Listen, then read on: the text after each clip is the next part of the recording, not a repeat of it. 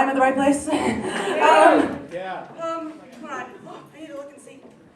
Okay, I know who's going first. Come on. Do you want to say what it says? Yeah. It says, your mom is first. Yeah! Welcome to the 3rd Annual Women's History Month show. I was actually just back in the booth, and 2 people came up to the booth and asked us to change Beyonce. It was just Black History Month, and now it's Women's History Month. Like, come on, people! Let's get with Beyonce, please. I'm so excited to celebrate female non-binary comics tonight, and I'm going to welcome our first comedian of the night, Rian Nelson!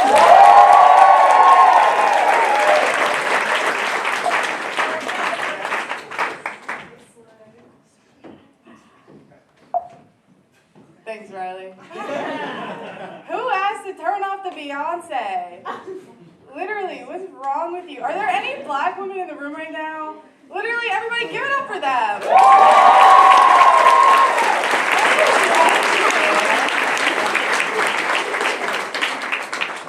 So I've been really interested in Dutch people recently. And I've been specifically really interested in Dutch Christmas traditions. And it's because it reminds me how much white people fascinate me. And don't get me wrong, the white people have always amazed me, but Dutch white people excite me.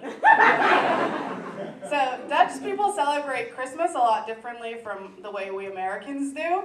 Instead, they celebrate Sinterklaas, which is Dutch Santa arriving to the Netherlands from Spain by steamboat. So, he doesn't have any reindeer, he doesn't have any sleigh, he kind of just gets off of the boat, and then they put him on a horse for a couple of weeks. And then you go to Santa, and then you tell him what you want. Dutch people will tell you with complete conviction that Santa was the Archbishop of Turkey, but retired and now he lives in Spain.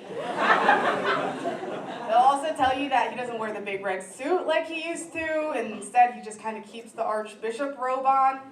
Okay, I'm not anybody to criticize or critique any culture, but Santa didn't used to do anything, okay? Santa didn't retire. Santa is Santa. Like, that's his thing. He didn't need to retire from anything. And, like, why Turkey? Like, Santa doesn't have any importance in the country of Turkey. Like, they don't appreciate him. And Santa doesn't live in Spain. He doesn't speak Spanish. He doesn't know enough Spanish to get by. Like, I'm sure he could be like, hey, I'm Santa. He's not fluent in the language. He's not knocking on the neighbor's door asking if they want to share tapas or anything. But yeah, that I don't believe. But what does fascinate me about Dutch Santa and white people, you guys can laugh at this, okay? It's your culture. Don't be ashamed now. Is that Santa doesn't travel with elves. And that is because the Dutch don't believe in elves. They think that they're too unrealistic and fantastical. So instead, Santa travels with 6 to 8 Black men. And that's their official title. Santa's 6 to 8 Black men. They used to be Santa's 6 to 8 Black slaves. It's you guys did it. They used to be Santa's 6 to 8 Black slaves, but like 60 years ago, they were like, oh, maybe the slavery is a bit too much. So they're just like, all right, I guess they'll be friends now. They didn't erase the slavery. They were just like, yep, they mutually agreed to be friends now. I personally would like to believe that something comes in between slavery and friendship. I also personally would like to believe that in the past 60 years, we could have gotten an accurate head count. 6, is it 7, is it 8? I also personally believe Santa's original helpers were 1000% slaves, because nothing makes more sense than an American hearing that 6 to 8 Black men would be in their house at night. So they were like, nope, it's gonna be an elf now. So the 6 to 8 Black men, they don't have any defining traits or characteristics to them, except for one, and his name is Black Peter. Give it up for Black Peter. So Black Peter's actual title is that he was personal slave, so I guess now he's personal friend. And As far as Black Peter, the name goes, I don't know if it's like a first name, last name situation, or if like Black Peter, like the black is in quotation marks, or if there's like a white Peter out there somewhere. So the official job title of the 6 to 8 black men, former slaves, are that they help Santa beat naughty children with a stick, which I find so ironic that 6 to 8 former slaves are beating white people with a stick. So yeah, and again, this is all real. Like, this isn't like their story. This is an actual festival that happens at the beginning of November. So for a couple of weeks, parents would just bring their kids to town square and be like, he's bad, beat him. And they would, but when they were having the whole like employer versus owner conversation, they were like, maybe the beating is a bit bad. So now the 6 to 8 black men will pretend to beat you. I don't know what's worse. 6 to 8 black men beating me, or 6 to 8 black men pretending to beat me? And I don't know what's worse than that. 6 to 8 black men in Santa pretending to beat me, or the fact that it is 6 to 8 white guys in blackface who are beating me. Of course it is. Of course the 6 to 8 black men are just white dudes in blackface. I guess they couldn't find 6 to 8 black men in the Netherlands who wanted the gig, and I don't blame them. I barely like slavery. Why would I like it in white company? And why would I like it in Santa's company? So, all you white people who are going to the castle next semester?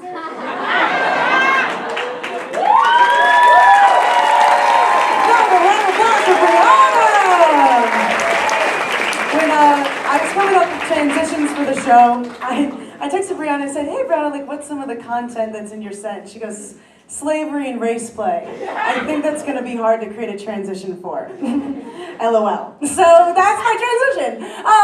This next comedian, I love doing improv with them. Please welcome Libby Henry.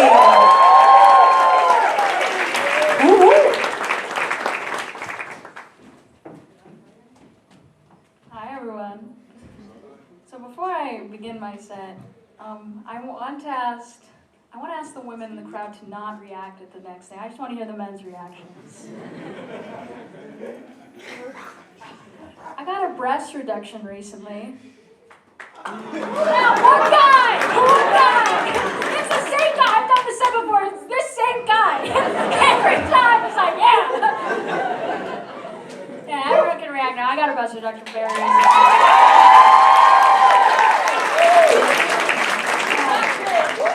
My favorite part about getting my breast reduction was everyone else's reactions leading up to it. Like, I can assure you that not a single person was normal about the fact that I was getting this procedure done. It was as if I was the first person to have boobs and be dissatisfied with them. I've gotten comments about my chest for the better part of the last decade, and like ever since I said that I wanted one, people in my family, like older women, would always be like, why would you get rid of those? People pay for your chest. Which, I'm going to be honest, if I went to a surgeon to get implants or something and I ended up with my old boobs, I would sue. No one is going to their surgeon being like, can I get the loosest pair you got? And besides, like, the back problems and, like, some of the harassment I faced, they also were just structurally unsound. Something people don't realize about saggy boobs is they don't just sag downwards. I had to sleep with a bra on for 8 years because anytime I wouldn't, during the night, my boobs would flip up onto my neck and choke me. I was a walking OSHA violation. No, I was really worried leading up to my surgery that people wouldn't be supportive, particularly the men in my life. I don't know. I just thought like all the men around me were douchebags or something. I thought men would approach me on the street being like, why did you get rid of those? Can I at least take a peek before you do? I was very lucky in that didn't happen. But in a weird way, a lot of the men in my life were like more supportive than everyone else. Like, men, specifically cis men, would have one of two reactions. The first was they would be dead silent, similarly earlier. They did not want to make a sound or breathe too hard that would imply they felt any which way about my boobs. But the other reaction which was my absolute favorite, were the men who would be more excited than I was.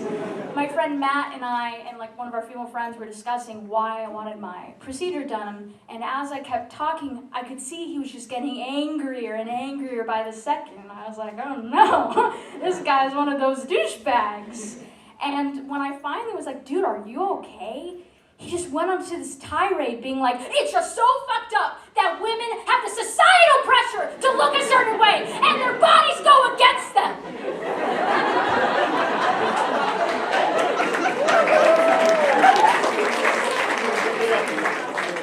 I think he needed my breast protection. It was so easy to get it. Like, I went to my regular doctor, and over the years I'd been like, I have this problem. He was like, I know, wait till you're an adult. And I finally go in, I'm like, can you refer me for the surgery? And he immediately was just like, yeah, you just have to take a boob class. A boob class? The boob class in question was myself and about 40 other people on this giant Zoom call looking at photos of boobs for an hour. The host of the class was just like, here's your boob. Here's your boob after the surgery. Here's your boob if we fuck up and your nipple falls off. Here's your boob. That for an hour. And the craziest part to me was there was no password or anything protecting random people from accessing this class. And they sent us the link over text, which is so dangerous because if anyone just put in one digit wrong, that class is in so many other people's hands. But before the class, I was supposed to send my surgeon proof that I needed this surgery done. And so I had to take photos of my bare chest and email them to him. I felt like I was e-dating in 2003. Like I was logging into AOL being like, do you like? And what I didn't know is that the photos corrupted. And so they were unopenable. So when I met my surgeon for the first time over a video call, he essentially greeted with a, so are you gonna like whip them out now? Or? It was so bizarre, and then afterwards I had to retake the photos and send them over, and I'm thinking this man's gonna ask me for like my measurements, my weight, anything that would affect the composition of my results. And all he sent back to me was, and I quote, yeah, you qualify.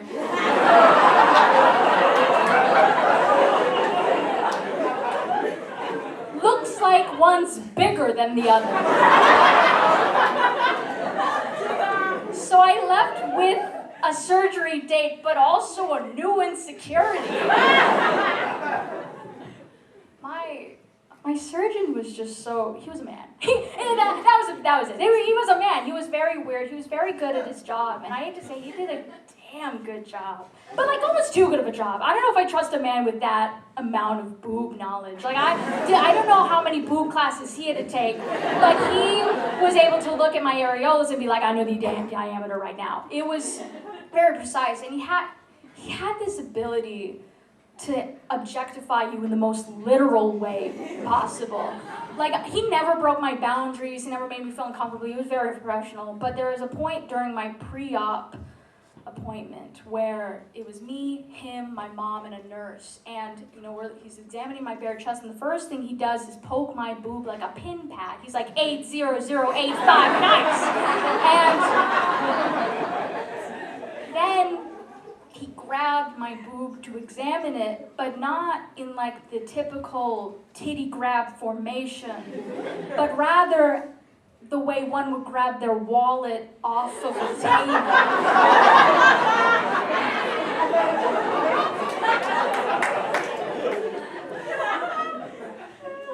I felt like a child's board book, like just...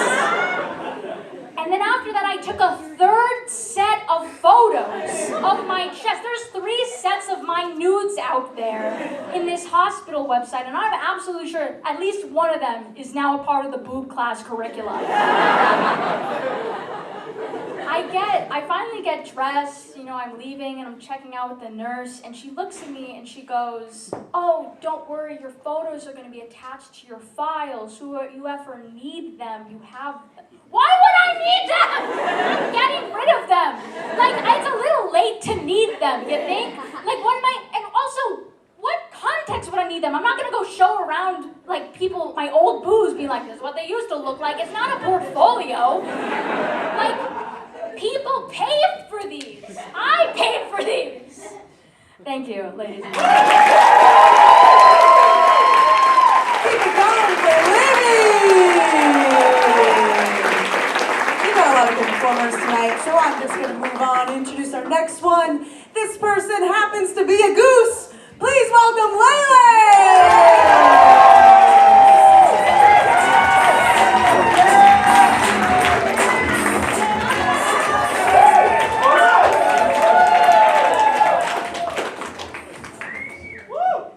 Women's History Month. So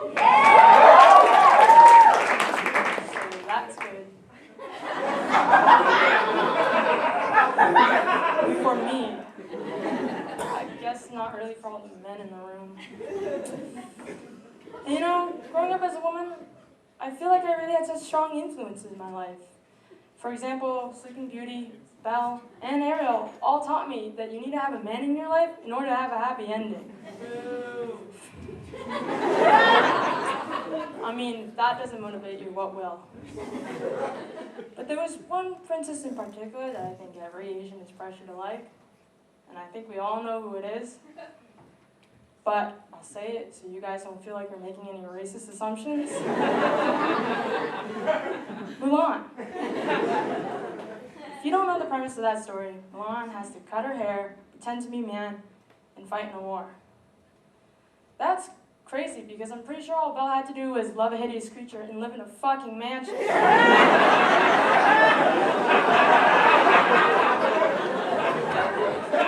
All this to say, being a minority is really hard.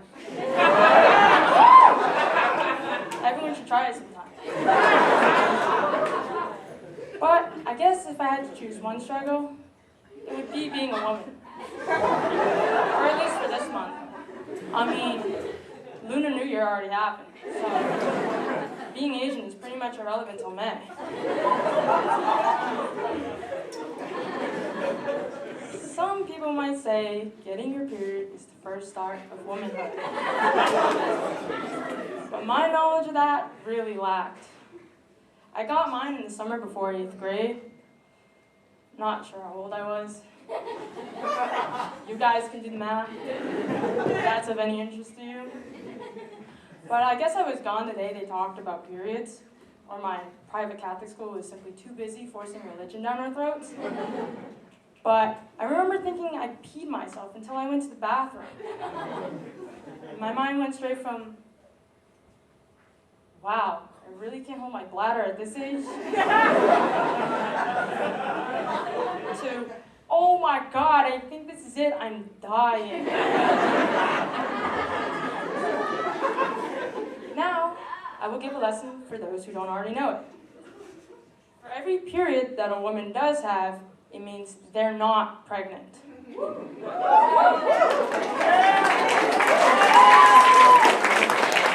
So, the options are as follows.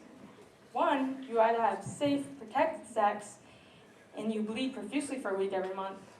Or 2, you weren't so lucky, and now you have to spend the rest of your life working hard, making money, to provide for someone else. I guess it's a real lose-lose situation.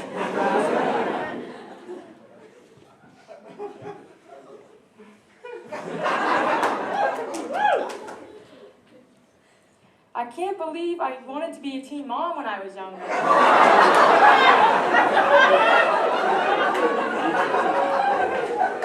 I guess the idea of mini-me's in this world really struck something in me. Yikes. No. But what's worse is my mom let me say that to the public. So, looking back at it now, she's either a real supporter of whatever it is I choose to do in life, Or she was very adamant that no man was ever gonna want to have sex with her. Thanks, Mom, for teaching me the true meaning of women supporting other women.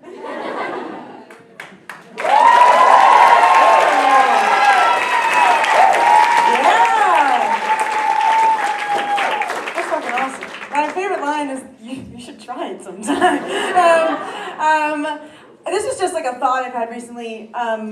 My dad's an iPad baby, and I turned him into one. I got him an iPad for Christmas because he didn't have a computer, so I got him like one of this, like a keyboard to go with it, and an Apple Pencil, so that he can like, I don't know, like trade cryptocurrency and do his little thing. But he is obviously really bad. Like he had a flip phone until 2016, and then when he got one of those iPhones with like the Touch ID, he used his pointer finger. Like it's bad, guys. It's a pandemic. And so I signed him up for a typing class, a children's typing class I had to take. I don't know. Does anybody here know BBC Dance Mat typing?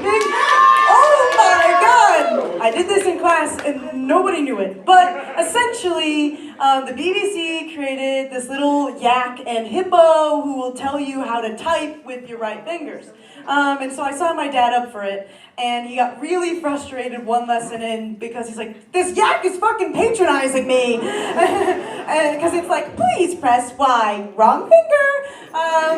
And so I was thinking about like what his ideal typing class would be, who would be taught by, and I'm thinking it would be the Bored Ape NFT. Please type in Coinbase with your right fingers. So hopefully he'll enjoy the new one I'm starting up for him, trying to get my degree for that, just so he can learn how to fucking type in a computer. This next comedian, I'm so excited to welcome on. She's making her stand-up debut. She's also my egg. Please welcome Madeline Call.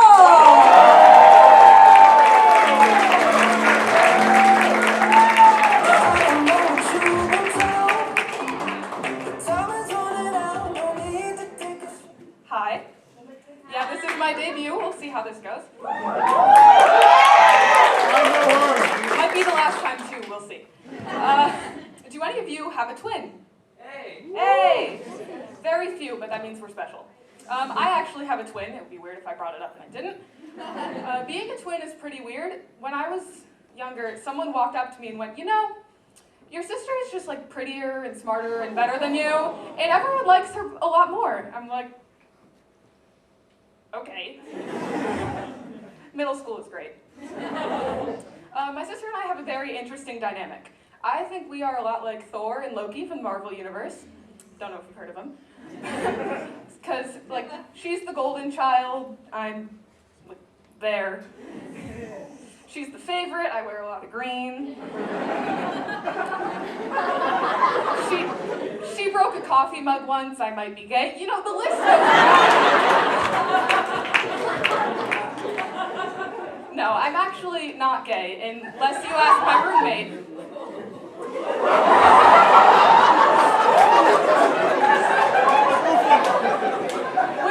This is a true story. Within like the first week of meeting me, she did this thing I like to call diagnosing me with bi. Some people are assigned female at birth. I was assigned bisexual at orientation. Now, what about me made her think this? Did I show an interest in women? No.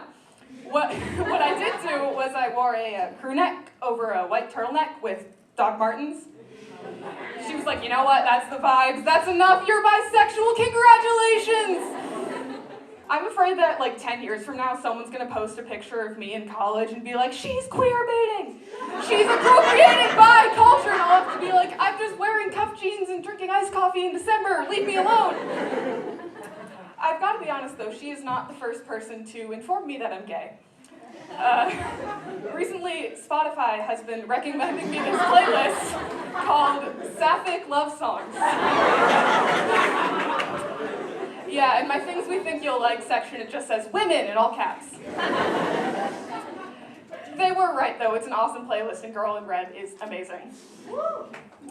Music is actually another thing my sister and I really differ on. I, as a person with taste, use Spotify. She uses Apple Music like a peasant. for Apple Music. They don't need it. But yeah, our music taste is very different too. If mine is sad lesbian love songs, hers is Lululemon store in a Disney park. If Ariana Grande sang all the songs from Greatest Showman at a concert, she would be first in line. Yeah, she's a big Ariana Grande fan. I cannot imagine why. Like 2 years ago, Ariana came to my hometown for a concert, but my sister couldn't go, and this was like the worst thing to ever happen to her. So she spent the rest of the evening curled up in a chair, sobbing, listening to the Sweetener album. And this was actually my parents' anniversary, so they were like getting ready to go out to dinner and like celebrate their love and like do all that stuff while my sister's wailing out a window. And they were like, you know what? That seems pretty bad. She's kind of like really sad. You're 2 hours older, you can handle it, bye. And then they left. So I was like, hey, I know it's really hard for your end. Do you want a blanket? I can tuck you in. But I just need you to like calm down for the night. She went, ugh! And I was like, you know what? I'm not dealing with that. And then I went upstairs. Let me tell you, that woman definitely had tears left to cry.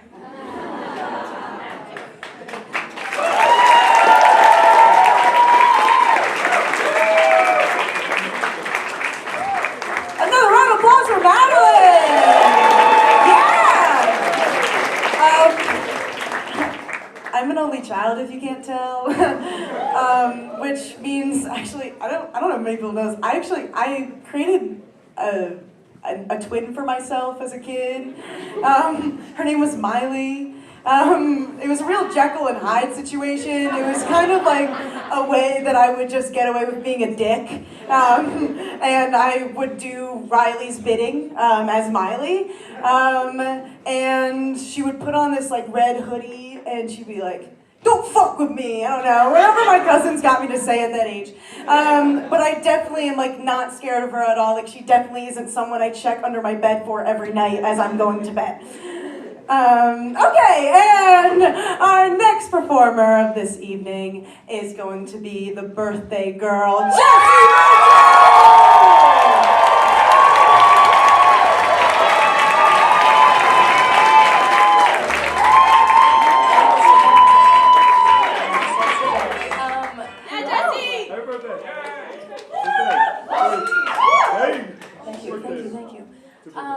Welcome to the 3rd annual Women's History Show. I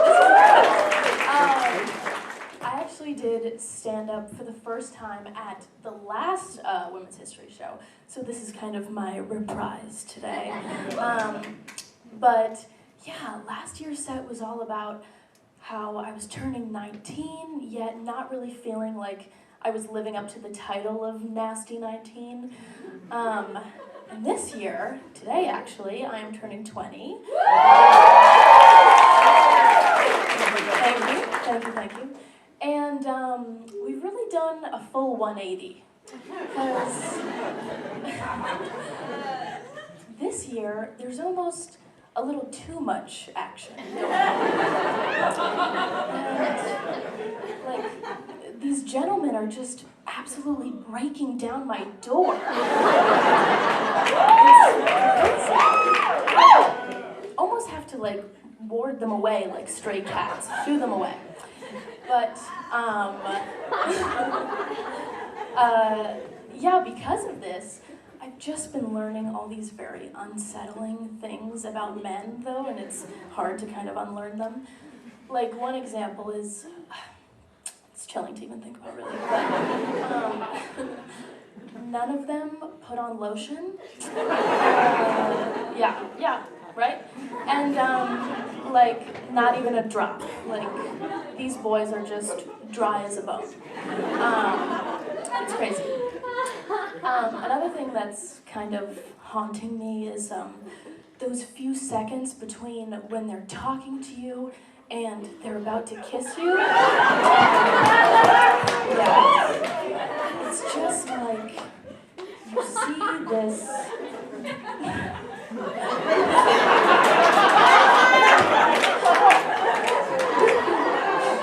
You see this ominous sort of shift in their eyes.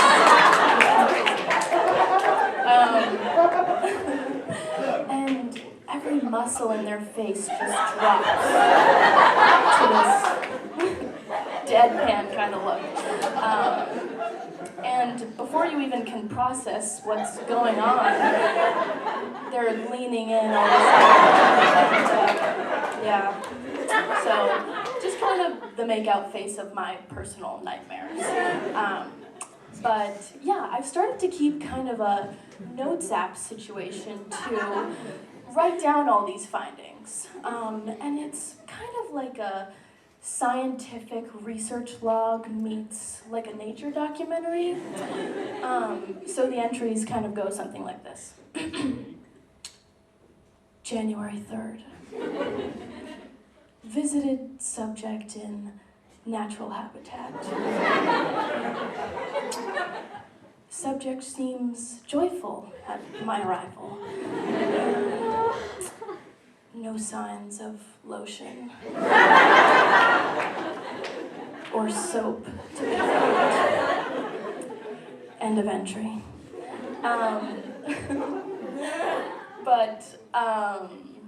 Oh, where am I going? Guys, I have to consult my hand. Okay. Wait, we got lotion, we got notes app. Oh yeah. So the sort of danger that comes along with keeping a notes app situation like this is that if one singular man, gets a hold of my cellular device, they will have access to basically government level secrets. Yeah. All they really have to do is search up the first, 3 letters of their name into my notes app, and they will find a detailed pros and cons list of themselves. Yeah. And it's ruthless too. It lays all the flaws right out.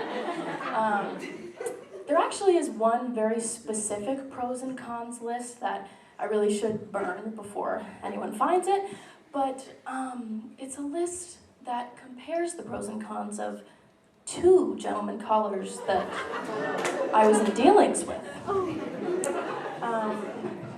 So if you sort of see the picture that I'm painting here, that's 4 columns, like boy number 1, pros, cons, boy number 2, pros, cons. And they sort of come down together in a bit of a Venn diagram sort of fashion. It's very thorough, but yeah. The worst part about it is that one of the guys on the list just had so many more cons than the other. Like an overwhelming amount of cons. Like I'm talking about cons that are all the way off the page, like quite a few cons. And naturally, as these things go, he was the one that I kind of ended up going with. So, yeah, kind of doomed from the start on that one. But also, there are boys in this crowd that are gonna think this is all about them, and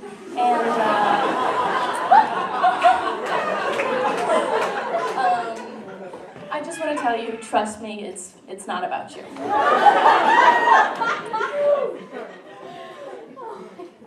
Or is it?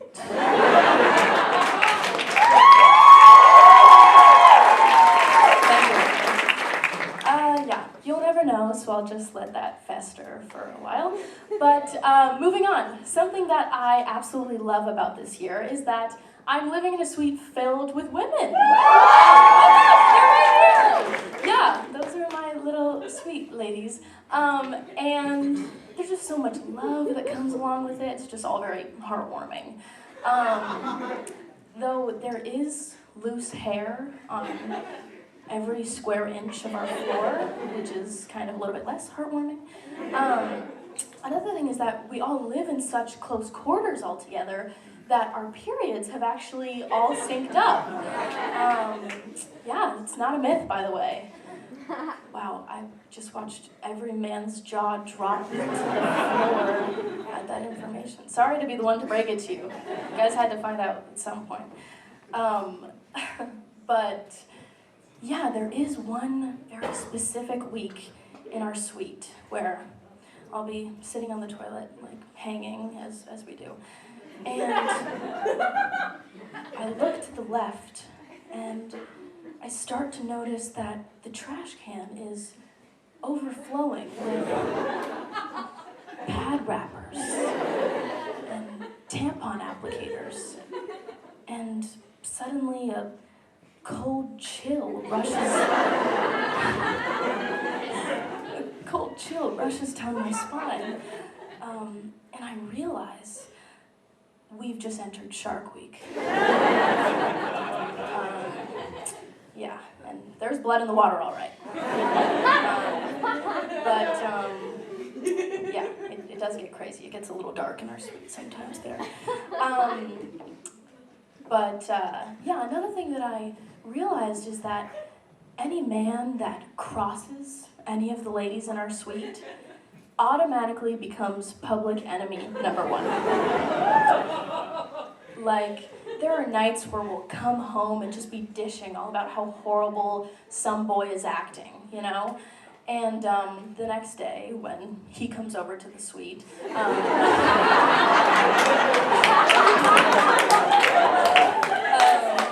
well, after he's served his penance, of course, so he doesn't go unnoticed, yeah, he just is kind of so vulnerable.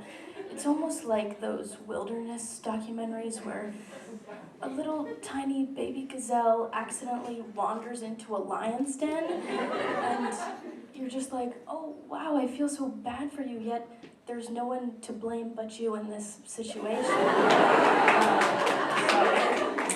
Yeah. But my last bit of knowledge that I want to impart upon you on this historical day is, just put a lock on your notes app. Or make it simpler for everyone and switch on over to lesbianism. It'll just be easier. But that is my set. Thank you so much. Another round of applause for Jessie! We are now on to the game portion of the show! Everybody check under your chairs! Made you look, you dumb fools! We're gonna play some trivia! Alright, who wants to answer a question? Come on, about women's history. Come on, man, don't be shy. We know you might fail. It's okay. Alright, let's start over here. Apollo. The first question for you, Apollo. What is a diva cup? Oh, I did a whole rap about these guys. They still shock me to this day. I don't know how people run and do aerobics with them, but they're these like little cups with the little dangly bit on them. And you just shove them right in there. They kind of flap. There's like a flapping motion about it. It was just in The Last of Us. I just saw it. Wow, thank you, Apollo! Let's go to Apollo! Okay. I got another question. Who wants to? Okay. Who has the best historical pussy? There's a right answer. There is a right answer. Joan of Arc. Nope. Helen of Troy. She was traded across nations because of that pussy. All right. Another question. Come on, don't be shy. What about you, Mr. Sir Sean? Sean, I want you to tell me if this is Shakespeare or Taylor Swift. I fancied you'd return the way you said, but I growled and I forget your name. Taylor Swift. It's Sylvia Plath! Fuck you! Get your name out now and try! Alright. You gentlemen who I do not know, what is the perfect breast size? Wrong! B! Alright, who wants it next? Alright, let's see, hold on, give me 1 second. Yes, Zach Lubin, my other end. Zach Lubin, Yes. when did all women get the right to vote? 1919. Wrong! 1965! Voting Rights Act! Come on! We're educational. Hold on. back here. Schwartz, I got a question for you. What does the pad stick to? Oh, fuck. Really a simple question. It's below the belly button. What? You're already what? Alright, north or south of that? You got a half point. I get a half point? Alright. Okay, keep going. And like the friendly bit below that, and then We're gonna stop right there. You said friendly bit.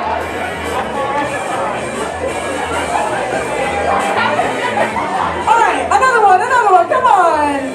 Let's see, all the way in the back. Let's hit the back. All right.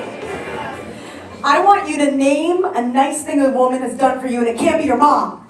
Oh, my friend Lucy got me Among-Us pills. Yeah! Go Lucy! Alright, okay, you. Name a woman. Riley Dewey. Okay, one more final question. I want someone to really, okay, there's some points in here. Okay, yeah. All right, I want you to name your favorite female comedian. And it can't be because she's hot. Amy Schumer? Whoa, we'll leave that up for interpretation. The right answer was anybody who's performed tonight.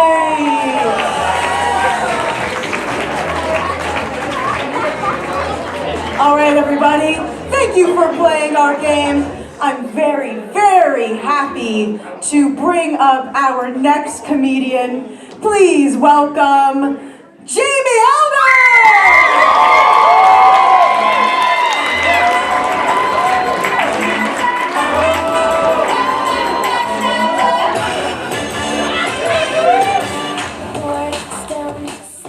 How's everyone doing tonight? Awesome, happy Women's Day. Speaking of myself, romantically, I have not been doing good, as some would say. Actually, I kind of never have been doing good romantically. I'm going to be really, really real and really, really honest about it. I remember back in high school, and this is 100% true. I was just standing around, I think it was like lunch, I don't know. A guy came up to me. He came up, said this left. He came up to me and he said, "You are," and I quote, "an emotionless piece of shit that no one will ever love." And then he walked away. Except, he was 4'11", so I didn't take him seriously. And so, I laughed. He wasn't joking. And I just thought it was very funny because, he had to tilt his neck up to tell me that no one will ever love me. And, if you have to do that, you have your own problems to worry about. Invest in some platform souls and then tell me that I'm a piece of shit. I don't know. Emotionless piece of shit no one will ever love. I'm thinking I'm gonna get it tattooed. It's a paragraph, but it's a good read. You know what I mean? I also, to get it a little more recent, oh, hey guys over there in the corner. You guys 5 got the VIP section, all right. More recently, I was doing a friends with benefits type of thing, Don't applaud it. Don't you dare applaud it. It was really sweet though, because he was really into role play. Yeah, I dressed up as a sexy superhero. He pretended I didn't exist. Yeah. Or I dressed up as a princess, a damsel in distress. He went on a date with another girl and didn't tell me. Ooh. 20 years of this, guys. 20 years of it.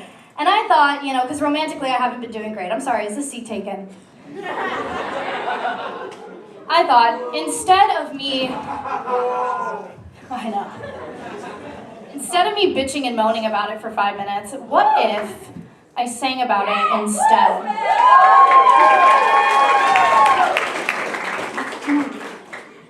Thanks, guys. You guys ready?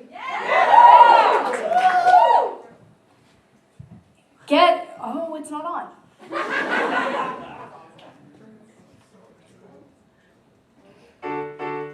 Yeah, there we go. You guys ready now? Awesome. Getting ready, wanting to just drift off to bed. Yeah, my eyes began to flutter and I let out a breath. But I hear a message that goes and lights up my screen. An unwanted text with an unwanted pee-pee. And I'm thinking, does he think I want this? Is too much digging doing much now? If I'm being honest, put down the phone, cry yourself to sleep, 'cause this is not okay. I close my eyes and I dream about how I'm more gay every day. Men are gross, I'm more gay every day. Lipstick looked unwashed, why does he deserve praise? I won't run, I'll sashay, leave behind the male gaze, buy his coffee at a local cafe. I'll go on a Broadway and I won't downplay that I'm more gay every day. The guy told me he likes me 'cause his me did all the shit, but you can just tell that he would never find a clit. My friends would ask why not take him home and bag it, but he was the worst, he'd probably call me up.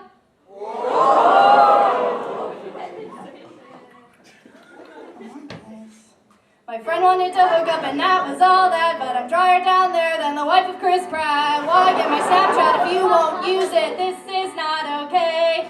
Stop playing sports at a D3 film school, more gay. Men are gross, I'm more gay every day. I hope your date with that other girl was really, really, really great. No, I don't. I got to the Speedway, asked if they could valet, then became a cool new castaway. Like Pablo and Uniqua and Tyrone and Austin, I'm more gay every day. I think this is the time where I maybe have to clarify a few things. I'm bisexual. Give it up for the bis, guys. You know, it's kind of hard playing for both teams and ending up goddamn alone for 20 goddamn years now, but there are some perks to it, because people are already calling this the bisexual anthem of the year, you know? And because of that, I'd like to thank the Academy for this award. Bisexual Anthem of the Year. You know, as a true bisexual myself, I will say I've slept with dozens of women, too. But it's not a numbers game, guys. You know, I don't know why I lied about the whole, dozens thing, because there are 2 of them, and I swear to God it's true. Please don't think I'm lying, because I know that I have slept with women before. I really have. Bisexual Anthem of the Year. And I really do want to thank the Academy. The 2 girls have the same name. Fuck, you weren't supposed to know that. Oh, no. And to the guy that I was hooking up with, fuck you, I'm getting played off. Men are gross, I'm more gay every day. I've come so far, now bring me my bouquet. I'll be the gay cliche where all I do is slay. The only guy I like is Matthew Gray. Goobler, so men stay away. I can say I'm a Chevrolet, I'm more gay every. One more time. Men are gross, I'm more gay every day. I've come so far, now what the fuck should I say? I'll be the gay cliche, I'll learn to crochet. See a production of the cabaret. Some men stay away unless your name is Michael J. I'm more gay every day. Jamie Elder.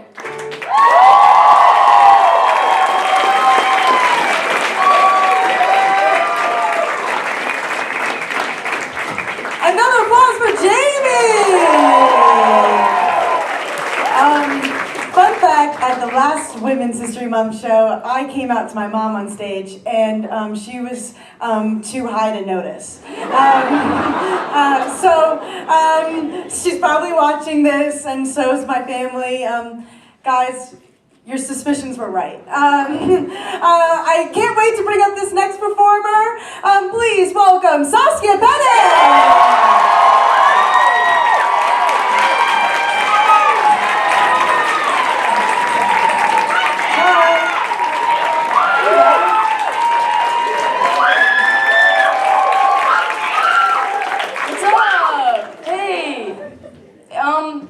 It's the Women and Non-Binary show, which is great for me. Cause I'm both. I don't know if you guys got that. Okay, yeah. That was basically just like a really diluted way of me saying that I use she/they pronouns. And everybody else, am I right? I mean, come on. Who does it these days, right?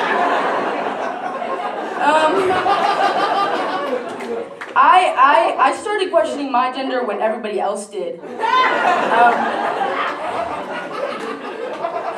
I was always like she/her pronouns, and then people started being like, are you sure? And then I was like, no. Like, no. I mean, if nobody else thinks so, then who the fuck am I to say, right?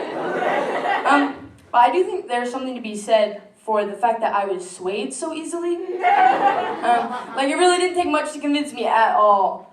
My vibe is like less like, I'm gonna keep my placenta, and more like, how can I get these puppies as flat as possible without like making the switch? Maybe I will. No. I think I've kind of gotten to the point where like I confuse people a little bit when they meet me, and they're kind of like, it's not a boy, but it's definitely not the other one either. And that's when I get a little bit pissed off, because I'm like, come on, bitch, never seen a white lesbian in a button down before. I know you have, they're everywhere. I know you have. Keely knows what I'm talking about. This is what I'm talking about. But yeah, I think people like a lot of the time when they meet me, they don't really know my gender, and they are not happy about it. They are not happy about that. I'll give you guys a couple examples. I was at a party, and I was introducing myself to somebody, and I said my name, and she went, "Oh, Saskia, boy or girl?"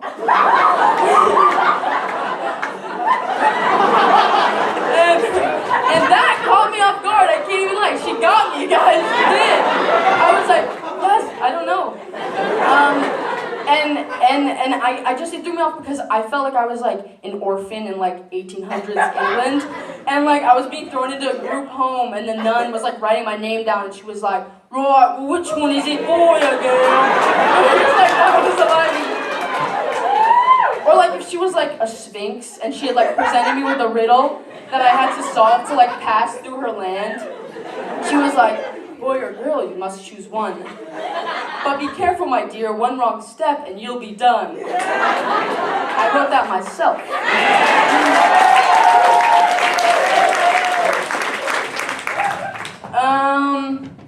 Another example. I was at security at the airport, and I had to get patted down. Nothing serious. I had to get patted down, and as soon as I saw like the male TSA agent coming over, I was like, oh fuck, they got it wrong. They took a shot in the dark and they missed. Game over. But he did the whole spiel about like I was gonna pat me down, what was gonna happen. I was like, all right, and then he got to the end and he went, and you are. And at first I appreciated it because I was like, okay, well at least this guy is gonna let me like pick my own answer. Like I don't have two options, which I wasn't used to. And then I thought about it for a second and I was like, well first of all, bitch, I'm an ENFP with a fiery personality and a heart of gold. Like, fuck you, what am I? I'm a lot of things. Like, I'm a lot of things. Okay, one more example. I saved the best for last. Not the best, but like the worst. Like the craziest.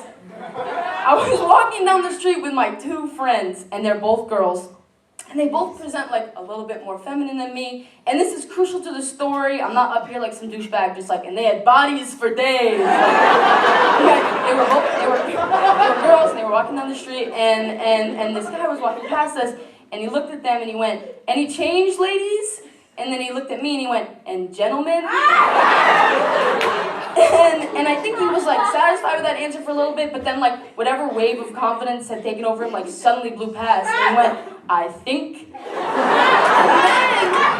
Like at that point, I feel like he was just trying to be truthful, like he was just trying to like 100% transparency, walks through process, and like we were hanging on to his every word.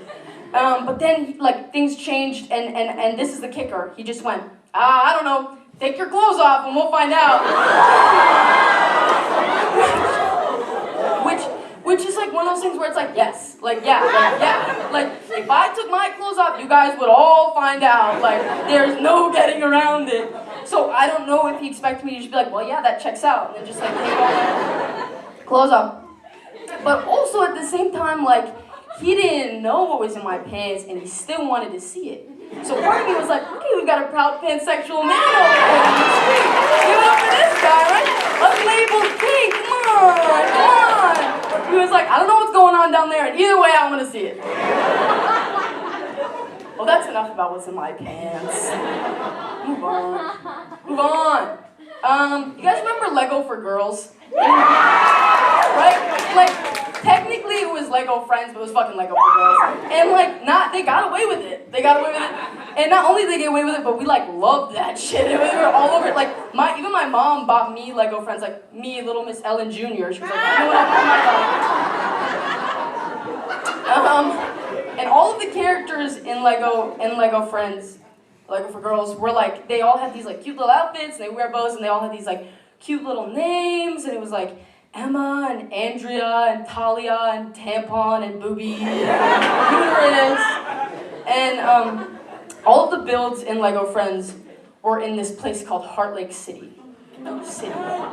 And the builds were fucking ridiculous. Like, well, they had all the necessities. Like, they had a cupcake shop, and they had a party shop, and they had a mall that was just called shopping. Because they get straight to the point with Lego Friends. No beating around the bush for them. And I know what you guys are asking yourself. Okay, I know. And yes, they did have a boutique hotel. So, you guys on board. Which I don't even know what that is, but like, I could only assume it's where the residents of Heart Lake City go when they're like too exhausted from all the cupcake eating and shopping and they like need to relax. But the one question that I have for the creators of Lego Friends is like, what do they do when there's a fire? Or like when someone gets fucking murdered, right? Like there's nothing for that. There's no Heart Lake City Police Department. I don't know what happens. And the theory that I like to believe is that the creators of Lego Friends, when they were envisioning this haven that is Heart Lake City, they thought to themselves and they were like, okay, well, in Heart Lake City, none of that stuff will ever fucking happen because girls can just control themselves. And that was their thought process on that. But to their credit, these creators, I have to give it to them because there is a hospital in Heart Lake City because girl equals nurse. And I guess like, I can only assume it's for when all these residents like inevitably get diabetes from only eating cupcakes their entire lives. But guys, no one worry. Nobody panic, okay? Because there is, in the build, the hospital build, in Lego Friends, Heart Lake City, there is a boy character, so the girls won't be at a complete and total loss. And somebody can play doctor. Thank you guys so much.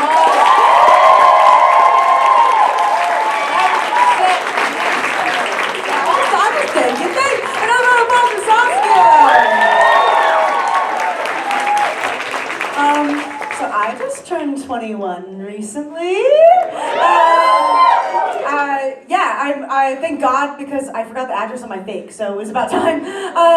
But I've been really excited about this birthday, and I was talking to my friend Jonah about it, and I was like, Jonah, are you excited for my 21st? We're gonna go crazy. And he goes, yeah.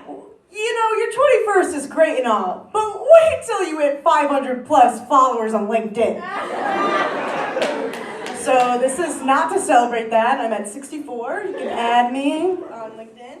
But you know, I'm ready to celebrate after the show, so I'm gonna go out and get some drinks. But I don't want to exclude everybody who's under 21, you little babies. So I've got some drinks for you. Does anybody want anything? Yeah, I've got for you bacon soda. We got a pumpkin pie. How about you can have it. Sweet corn.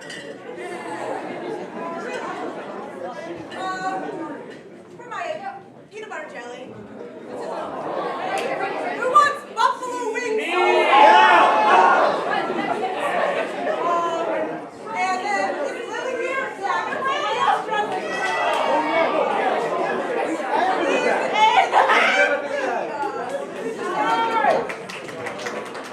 Don't drink and drive, everybody. I'm so excited to bring up our next performer. Please, don't open it with your teeth. You're gonna chip a tooth. Our next performer of the night is another goose. Please welcome Zoe Wiebe.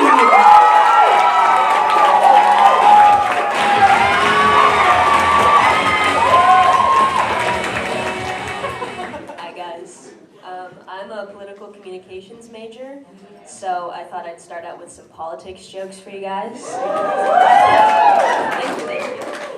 So this is my impression of Bill Clinton when his roommate asks him how his date went. I did not have sexual relations with them. See, thank you. So when I talk to a lot of my relatives about politics, a lot of them like to say they're socially liberal but fiscally conservative. Yeah. And that's just not a thing. All the liberal stuff has to get paid for somehow. So saying you're socially liberal but fiscally conservative is like a math teacher saying, yeah, you guys should be learning the quadratic formula right now, but I'm not gonna teach it to you. Or it's like a guy telling his girlfriend, I'm not ready to be a dad, you should get an abortion, but I'm not paying for it or going halvesies. Or it's almost like the Title IX office saying, I support your right to be safe on campus, but I'm not going to do anything to protect you from habitual predators.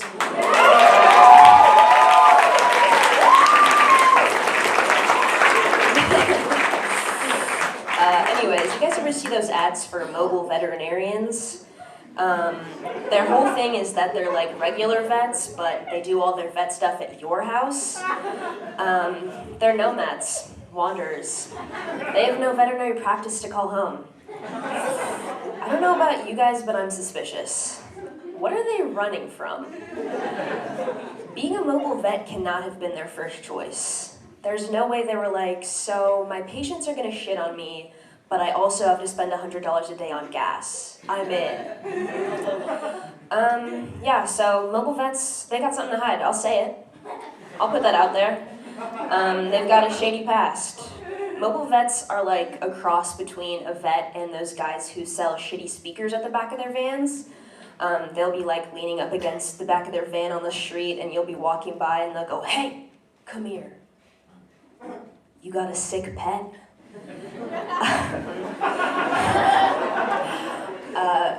I've never used a mobile vet, but I imagine they insist on coming in through the back door. And they've got their partner keeping the van running outside just in case things get dicey and they have to make a quick getaway.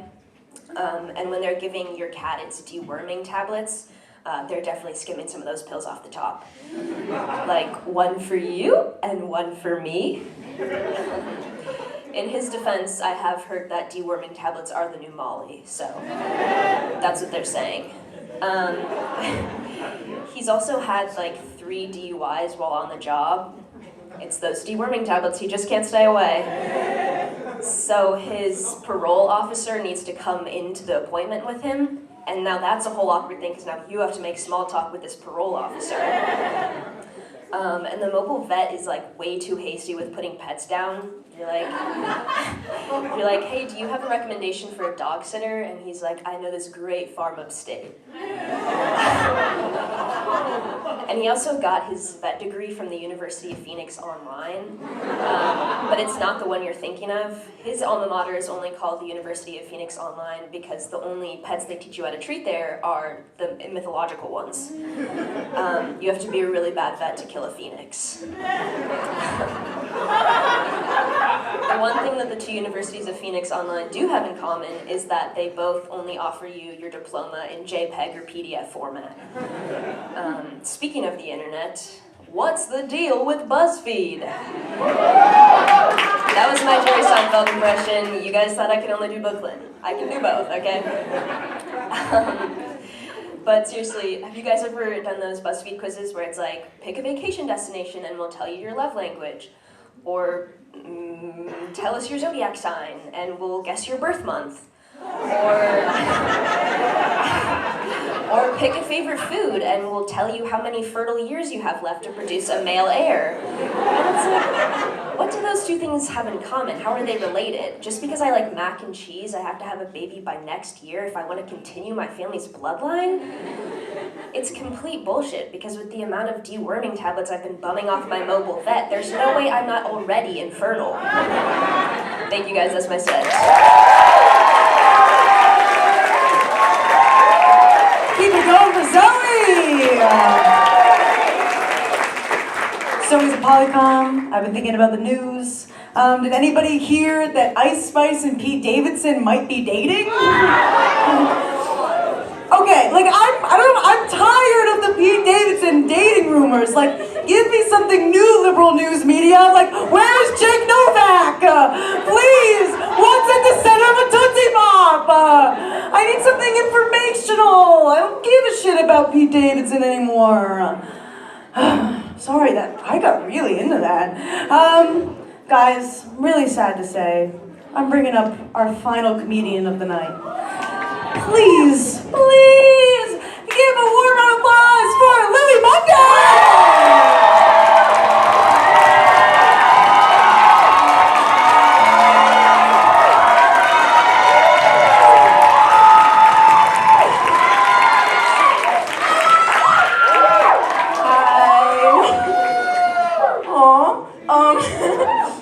So this is my first time doing stand-up ever. Cheer for me.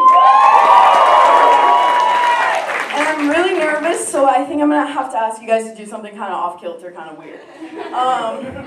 Do you guys think, like, if I counted down to 3, you guys would all, like, as genuinely as possible be like, Lily is so cool! Could you do that for me? Okay, I promise I wouldn't do this if I didn't need to succeed, but I have to.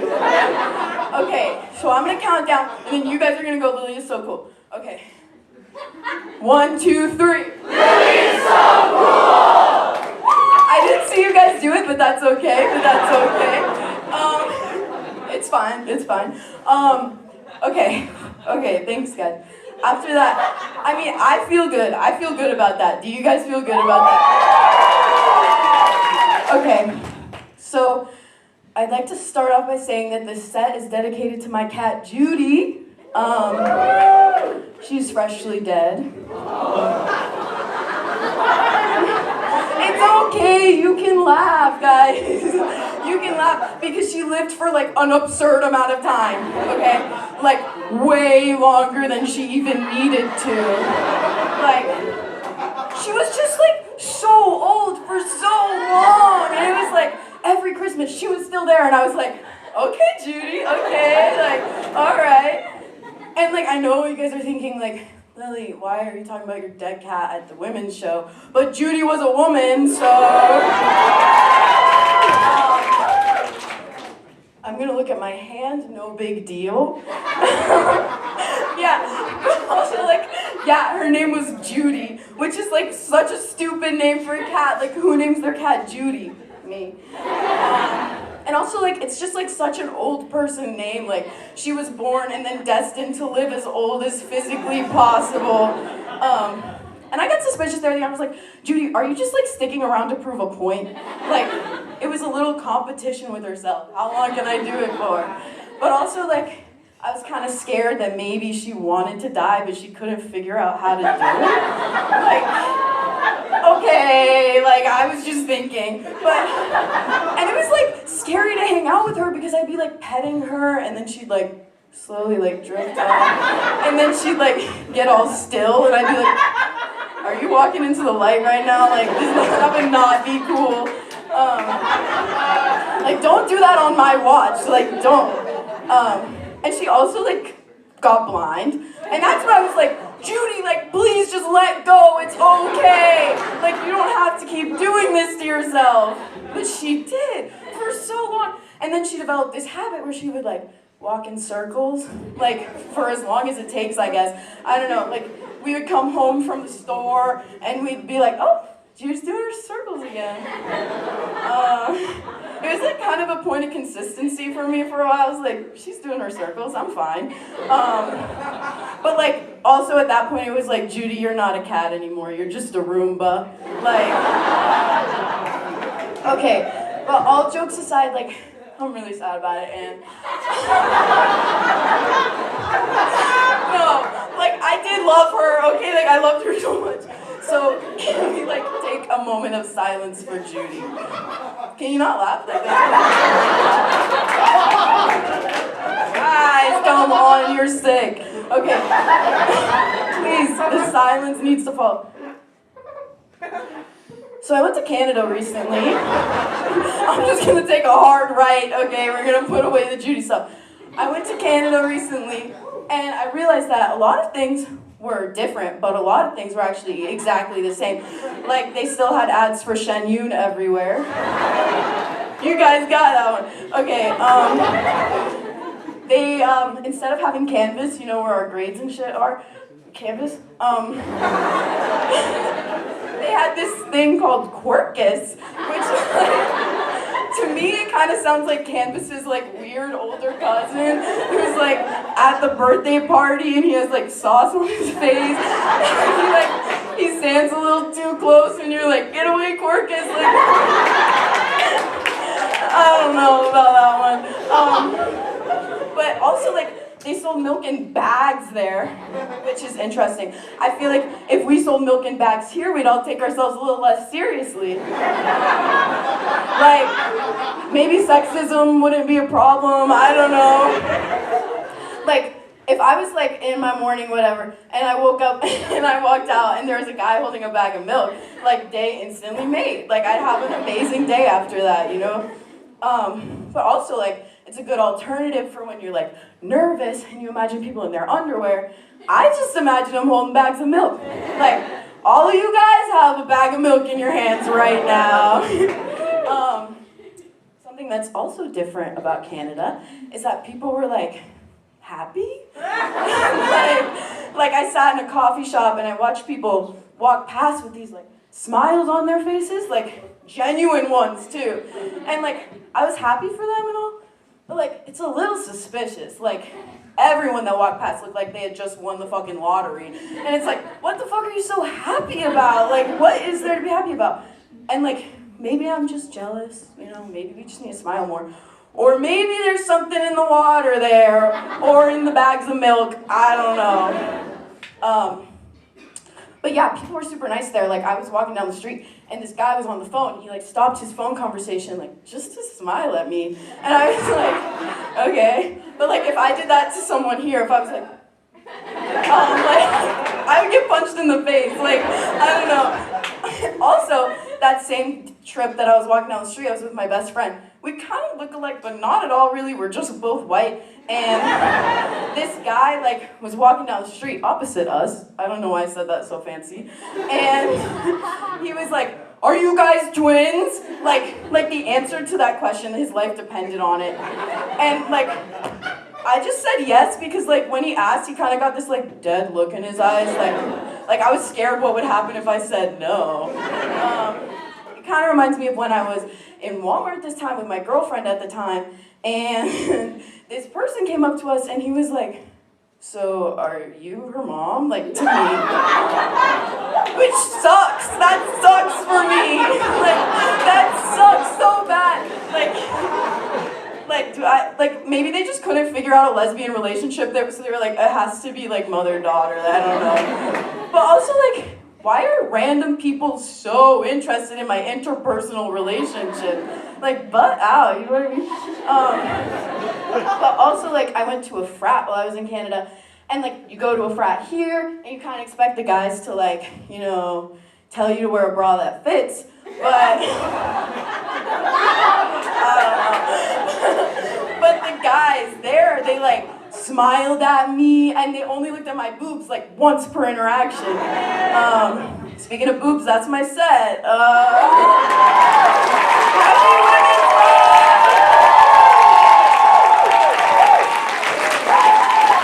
Thank you, everybody, for coming. I got all the comics on stage. Come on, comedians. Where are they going? Where are they coming?